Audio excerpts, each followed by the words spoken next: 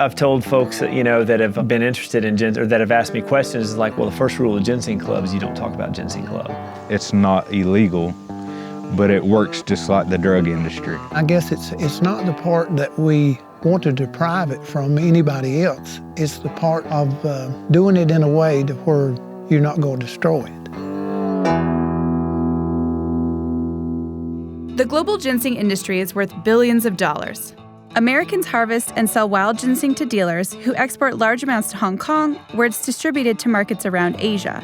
But exports from the United States have fallen in recent years due to increased trade regulations and diminishing supply. And when supply is down, prices go up. Last year, American wild ginseng exports were worth $27 million, and Appalachian locals continue this lucrative trade.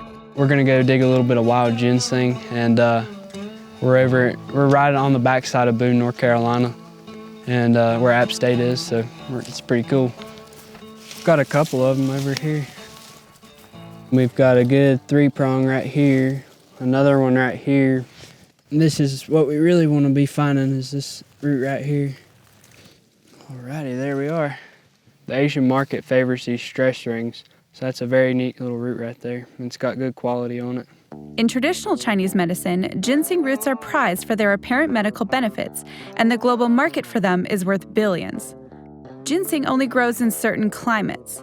It used to grow widely in parts of Asia, but was over-harvested generations ago.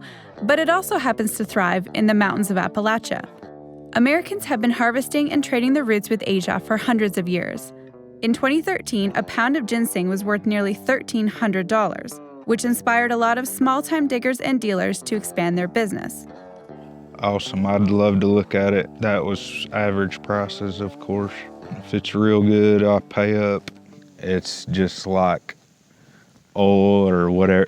When it's hot, and when it's not, it's not. If China's doing good, ginseng's doing good. When you buy ginseng, you're very cautious. So, of course, you're gonna keep a gun in your vehicle. People call the law on you because they think you're dealing drugs. Would I shoot anybody over my ginseng? No, I wouldn't. I've had a lot stolen. The people that's going around stealing everybody's ginseng are the drug addicts, the thieves, and they're doing it to get a quick fix. That's the ones that I send out the door.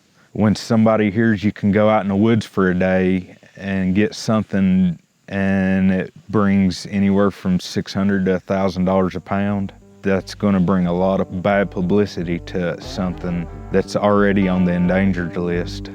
Ginseng is listed in Appendix 2 of the Convention on International Trade in Endangered Species of Wild Fauna and Flora, which means that unless its trade is carefully controlled, it's at risk of extinction. People like Jim Hamilton are trying to make sure that doesn't happen by teaching locals to plant and harvest their own wild ginseng sustainably.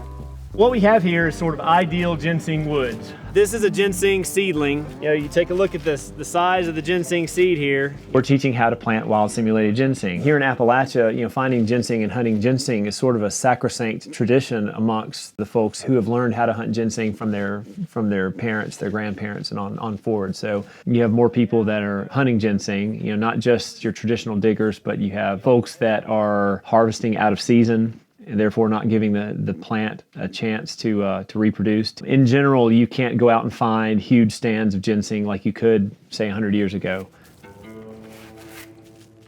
When I first started hunting ginseng with my father, it was something I was doing because he enjoyed doing it. But once we were fortunate enough to find some of it and we took it to the place where we sold it, I realized how valuable it was. The thing with ginseng, I think it's led a lot of people with the misconception of how valuable it is, money-wise. And if people's only hunting ginseng just for the dollar value of it, those are the people that probably will do more harm to the ginseng over a period of time than the people that really enjoy doing it. All this area that's behind me, where you see all these little flags, was all planted this year. Just can't wait to see it come up. The enjoyment that you get. It's about like growing a garden.